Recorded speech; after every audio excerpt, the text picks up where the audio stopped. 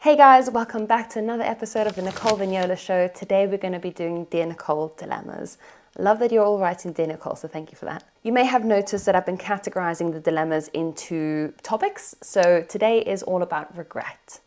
So without further ado, I'm going to get straight into it. Dear Nicole, how can I forgive myself for past mistakes? Recently, just when I thought I moved on, thoughts would come and tell me that I shouldn't have done that or that, I should have known better or should have done this instead. I spent a lot of time regretting things lately, which I know is pointless, but would appreciate any help you can give. It's also about serious things like how I've handled our family's finances over the last few years and how I've been performing at work. Okay, so here's the thing. When we are in a state of regret or rumination, we have an area of the brain called the anterior cingulate cortex. That part of the brain becomes hyperactive. And what that brain area is responsible for doing is error detection. So it essentially tries to figure out what went wrong so that you can do things differently. Now, the problem with the human brain is that we have this negativity bias that means that we start to retrospectively try and change the past. We can't do that. So what that part of the brain is doing is essentially trying to tell you what you could do different in the future. We just have to reframe our mindset and say, hey, I can't change what happened, but I can learn these lessons from that. So instead of ruminating or regretting the things that you did with your finances, you could look at that as an opportunity to say, what can I do differently in the future? So the question I would ask yourself is, what did I learn from that and how can I apply it in the future to different situations? I hope that helps. Dear Nicole, I really need your advice. I'm in a committed relationship with someone who's amazing, kind, reliable, and we've built a life together. But recently I met someone who just blew me away. The chemistry was insane and I can't stop thinking about them. I feel like I'm living a double life in my mind. One path is staying with my partner, keeping my life stable, but maybe always wondering what I missed out on. The other path is leaving everything behind to see if this new spark could actually be something. Okay, I'm not even going to read the rest of it. When you meet someone, you don't know them. You don't know them, and so your brain starts to fill in the blanks, and everything is driven by motivation and dopamine to attain reward, to attain information, to fantasize about this person.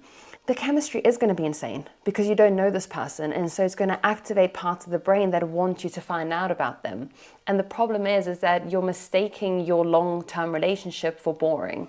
Now, there may be problems in your relationship. And what I'm going to say to you, I'm sorry that I didn't finish reading the question, but I knew where this was going, is that you need to figure out if there are parts of your relationship that you need to work on and that you maybe need to exit that relationship, but you should not be exiting that relationship for somebody else. That is going to be a recipe for disaster because you're carrying in all of the baggage from this relationship. And I don't mean baggage in a negative way, but you're going to have the way that you approach things, the safety, the love, and you're going to expect that in the next relationship. So you're essentially going to go Control V into something else without having really processed the first one. So regardless of whether there is something there with that person, you can't leave somebody for somebody else. It's not going to work. I mean, it might, but I just feel like it's too much work. This person does feel like you can't stop thinking about them because you don't know them. And so your brain is trying to predict an outcome. And so you spend time thinking about them because your current partner is no longer fun and exciting because you know everything about them, and so there's no drive to try and instill a spark. My suggestion is no, cut this person out, stop idolizing them, take them off the pedestal. You don't know how they show up in relationships. You don't know if they have emotional safety, emotional intelligence, if they even want a long-term thing. I mean, maybe you do, but I'm still leaning towards the no here.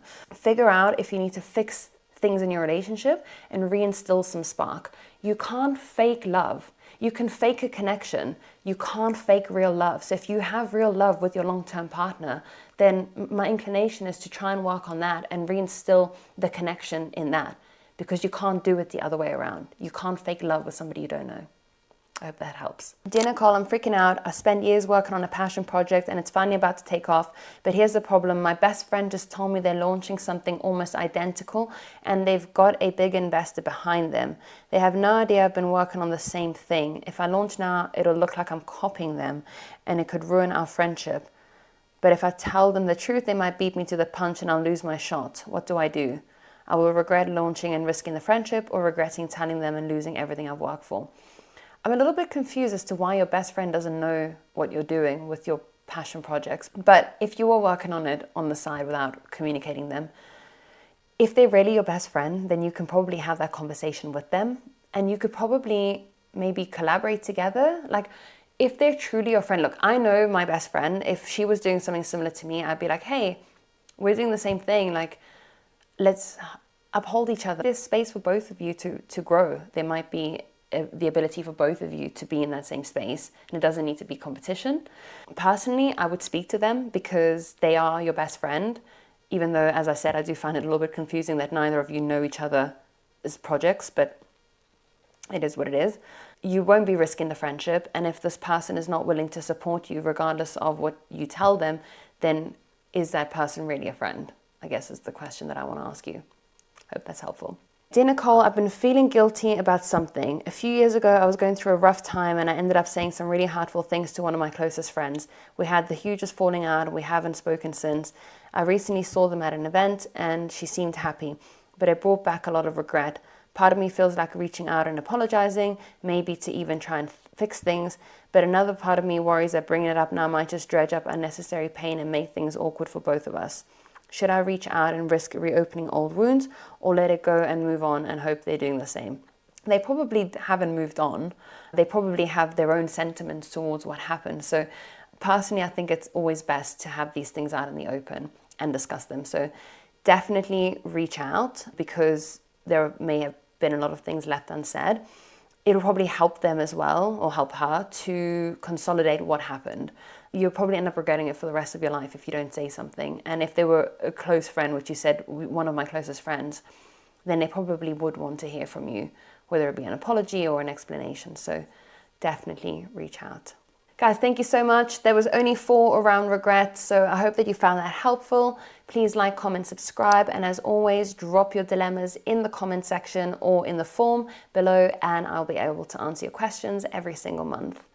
Guys, thank you so much. It's me, Nick, your pocket neuroscientist.